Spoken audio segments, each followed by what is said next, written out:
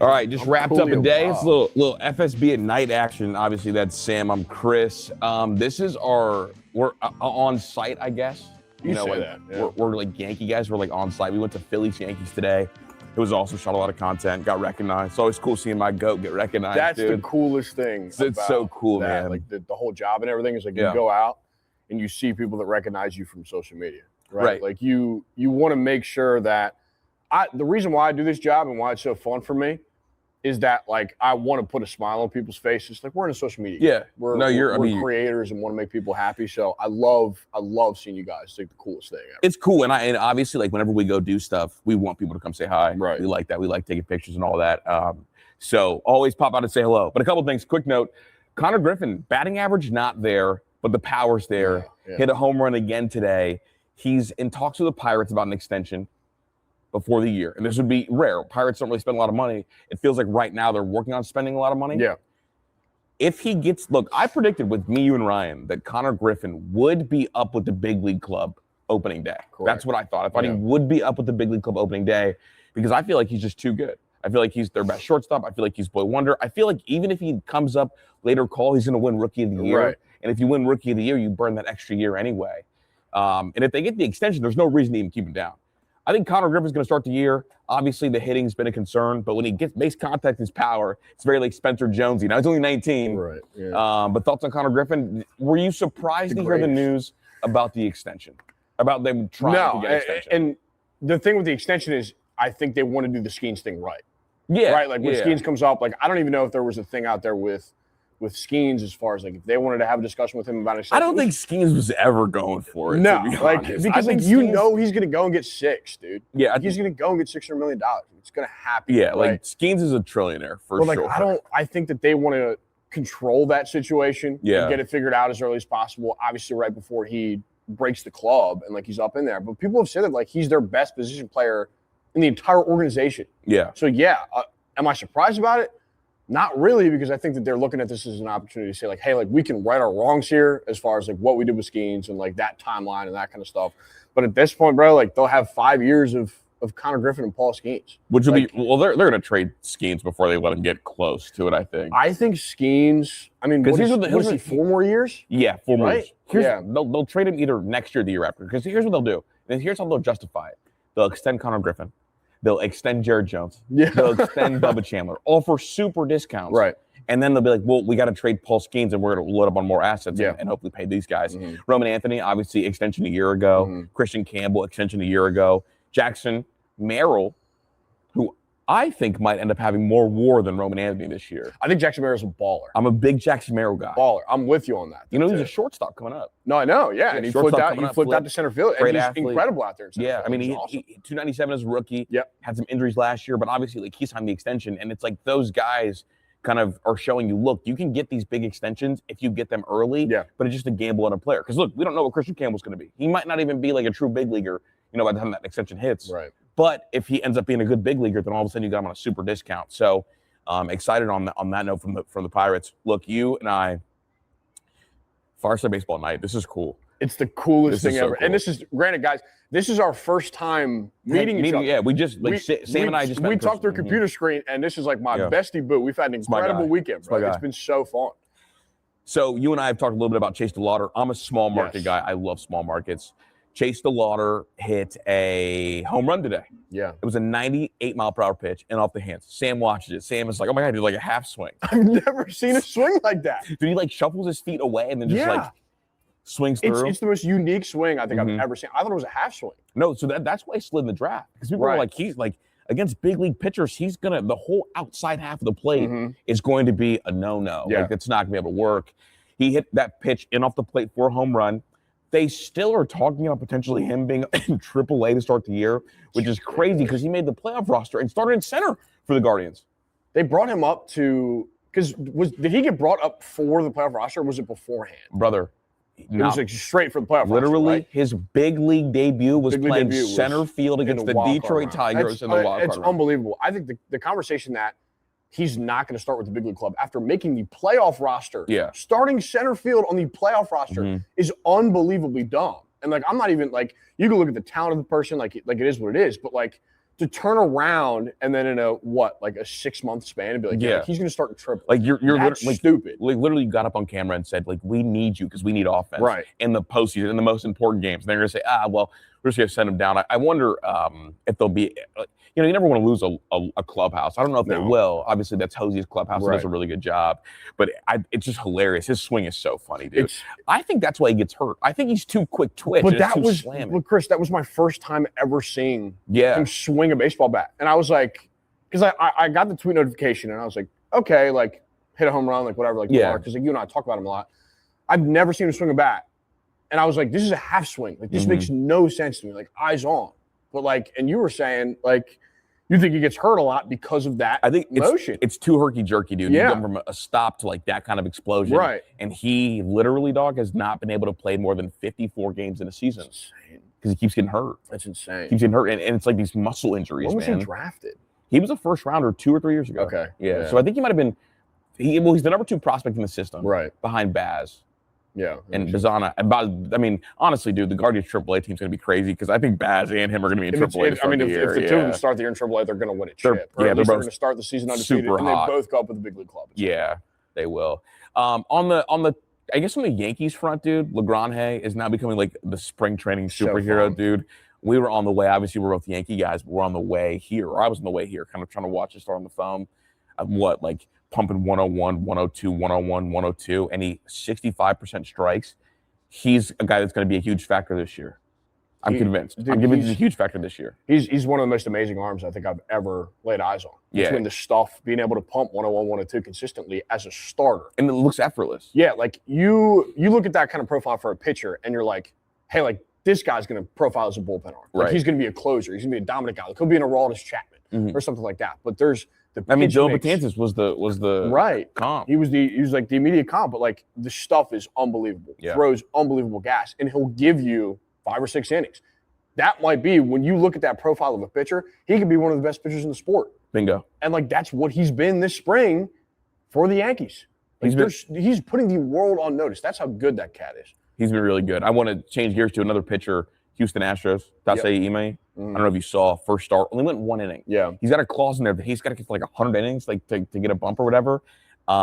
0 whiffs.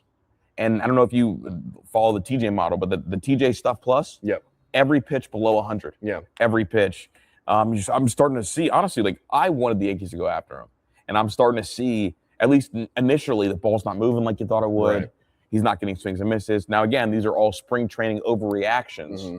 But reason for concern if you're an Astros fan with him? I mean, 0 swings and misses is weird. I mean, he was a strikeout guy in Japan. I mean, I would think so. Like to an extent, like I know that when he came over, they talked about doing 6-man rotation, and they were like, like we're gonna fit you in and figure out what you can do in a 6-man and like completely like change their rotation dynamic. And that's what happens with a lot of Japanese pitchers. And like, dude, zero whiffs, and like granted, like we're sitting here talking about spring training. Yeah, we're overreacting. But like when you see a guy come over. We talk about spring training results. It's like, hey, like we want to see what the prospects do. Yeah. And then to another extent, we want to see what the guys who come over from Japan do. Yeah, like look, it's like Okamoto for me. Like same thing. Okamoto. We want to see what he can do. The easiest, he's going to hit 270 and 120 like OPS plus this year. Like, it's the easiest thing in the world to see. And like you see him muscle balls out. It's like, okay, that'll play. And you watch Tassi, now again, it's only 1 start. 1 game, 1 inning, but like 0 swings and misses for a guy that was a strikeout machine over there in Japan. It's 100% concerning. Yeah, okay. It's 110% concerning because that's a guy that, I mean, what do they give him? $18 million a year to sign? Yeah, which is super discount. And that's a team that's going to want to compete, right? Yeah. I mean, Houston's been competitive for the last decade. I mean, they've been the thorn in our side at this point, right? So like, that's a team that still wants to compete. They still have like horses at the top end of the rope, top end of their starting rotation. But like that rotation just saw Framber leave. That's what I'm saying. Like, so like Hunter Brown's there. He's unbelievably great. Really good. But like, can Imai then slot in and be that Framber replacement? Can he be a dude, or is he going to be a guy that's just a bullpen arm too? Like and his stipulations are concerning, man. It's concerning. Yeah. For a pitcher of that caliber that you paid that much money to come over from Japan, dude. And like, I know that there was a lot of smoke around him in the offseason as far as like the player concern issues. Dude, the first projection. Like, you know, like what he was as a player, right? Because, and also, like, would he be able to spin the MLB ball? Yeah, but like we probably projected him to be a 200 million plus guy. Yeah, dude. In the offseason, me, Jacob, and Ryan did 3 episodes on him, and we all said we would like early on him for 150. Yeah, and that was like a fine number. Yeah, he ended up signing for 54 because realistically the market looked at him and was like, "Yeah, we don't really want you. We don't really want to pay that money." And the Yankees bowed out. Like we were super bowed out really with early, that, but like he obviously like went out and talked all this stuff about the Dodgers and said he wanted to go to the Dodgers, but like, and then everybody kind of just bowed out. To the point where he goes to Houston, he gets a relatively favorable number for a starting pitcher in this market.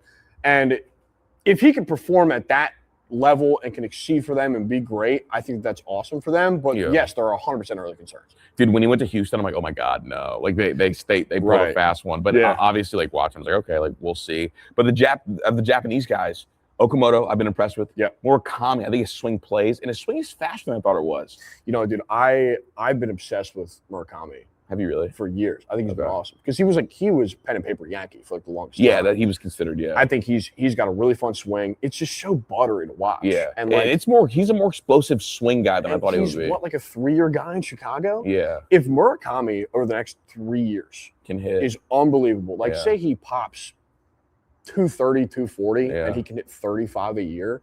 Dude, some big market team is going to come in and pay him. It's going to happen. Like, and then he's I mean, if he is in a lineup where he has protection or he is the protection, right, he's going to see a lot of strikes. Like him in front or behind of a superstar, he's going to see a ton of strikes. And I think if the eye's good, I think he could do a lot of damage. I think so. He profiles as like infielder Joey Gallo to me. Like if you could infielder Gallo, dude, like, and that's perfectly okay. Like, I mean, Gallo carved out a great career for himself before he went to. You just described Adam Dunn. Correct. Like, but I mean, Adam Dunn was unbelievable for years. Negative WAR player, which is like nuts. No, I think he finished. I think he finishes. No, he finishes career with 17 WAR. No, but I'm saying like the 1 year, I think he was like a 950 OPS guy. Finished with a negative WAR because he was so bad defensively. Well, he was so bad. Like he was like generationally bad defensively. He should have been a DH. And you know what, dude? Like that can play in this league. Yeah. Like if you're a bit like all right, listen, we all know we can sit here and talk about the Dodgers, right? So like 3 years from now, that's like I think Freeman's got 3 more years. The Dodgers, right? So Freeman becomes a free agent in 3 years. If Murakami is like what I just described him as, Dodger, he'll be right out there with the Dodgers. Like immediately. Like, no doubt about it. And everybody would be mad. And it's not going to cost him a ton, like because the market doesn't pay first baseman. Like we've seen it with all these recent Pete Alonso couldn't get paid. No, that took him 3 free agencies, right? Like Freddie got the 6'1", and Freddie's a unique first baseman bat profile. Yeah, for sure. And also a hyper elite defender and a better athlete than most first basemen too. 100%. Like he got that money. I know like Olsen got the big extension when he went to Atlanta. Olsen also a unique profile, but that's like those Braves for sure. guys. But like you're not going to get over $200 million if you're a first baseman in this market. Yeah. So like for Murakami in 3 years when he hits the market. Is he going to get like a 3-year 90 from the Dodgers, and we're going to look at that deal and be like, "That's a steal." Steal, yeah, that'd be a steal. But it's because like he's like, if he ends up coming in this league and breaking, like he looks good so far, tailor-made Dodgers. Dude, it's crazy because like of the Japanese guys, like everybody thought that Murakami would make the most. Yeah.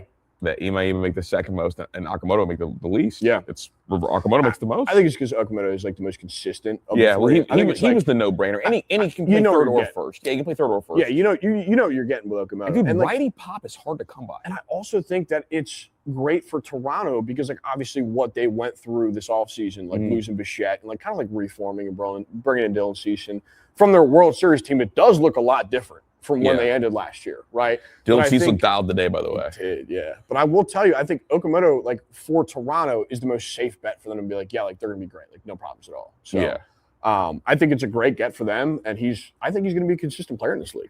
Good. I'm trying to think of what else I wanted to hit before we bow on out of here. Just generally speaking, paying close attention, obviously all the newcomers. Dylan Cease dominated. Mason Miller's already pumping. You know, I think he's got like 28 pitches over 100 miles per USA hour. Closer, dude. Yeah, dude, Team USA closer. Bednar setup. Yeah. Dude, Devin Williams first pitch in a Mets uniform, home run, dude. High lev Dev, dude. That's your boy. Listen, Devin Williams. I hopped off at a plane to get here. The first notification that I get on my phone is my phone is blowing up. Everybody's texting me. Devin Williams. Yeah. I'm like, what's going on? So I open Twitter. I see Devin Williams first pitch home run to J.J. Weatherholt. Yep. You're like their top prospect. It went like what, 440? Nah, it went 400. Devin Williams in a Mets uniform could crumble. Like genuinely. I think he could crumble. It's a real thing that happens. We saw it last year. Like I think that back half of last year he was unbelievably great for that Yankee team. The thing is, his stuff plus was so good. He was just getting hit hard in weird spots. It's just like super situational. But for him to go over, and I think it's going to be a weird situation for Mets fans too. They had Diaz for so long. Yeah. He was just so locked down for so many years for them. It was like 5 or 6 years that he was there. He's the replacement for their like ex who was like the greatest. Yeah. Right. So if Devin goes in there and crumbles, that fan base will hate his guts. And it does not look great after your first appearance is immediately a home run. And again, it's spring training, but like my eyebrows are raised, right? But this is where we talk about spring training results like that we kind of pay attention to a little bit, that we put a little bit of stock into. Well, like, do you have mental fortitude to like shake that off? Because like last year, I don't think he did. I don't think so. Like it's easier. I guess here we go. It's a lot easier to have mental fortitude in Milwaukee than it is in New York. Correct. And for him last year was like first half of the year, I think up until May is when they pulled him out of the closer role. Yeah. He could never snap out of it. Like he was in the closer role for that long. I think they plucked him. And then like he was then the 8th inning guy or the 6th inning guy. He was low lev dev. And then he was incredible to the point where I was sitting there saying, hey, he should be the closer. Like this is like, he looks unbelievable. He looks like the guy that we traded all this stuff for. But I think that in New York, like you mentioned, the pressure is a lot higher than when you're playing in Milwaukee. Yeah. So. No, I tend to agree. Hey, dude, it's getting dark. Want to wrap this up? Yeah, for Good sure. shit today, dude. Shout out Aspen Vodka. 100%. Big sponsor. Shout out my boys Adam and stuff, dude. Got the big bottle in the cup. Dude. We're about to have a good time. Then we'll have more episodes when we get back. But we had to do one in person since we're both down here. For sure. I'm Chris. That's Sam. This is Fireside Baseball. We'll talk to you guys soon. Yes, sir.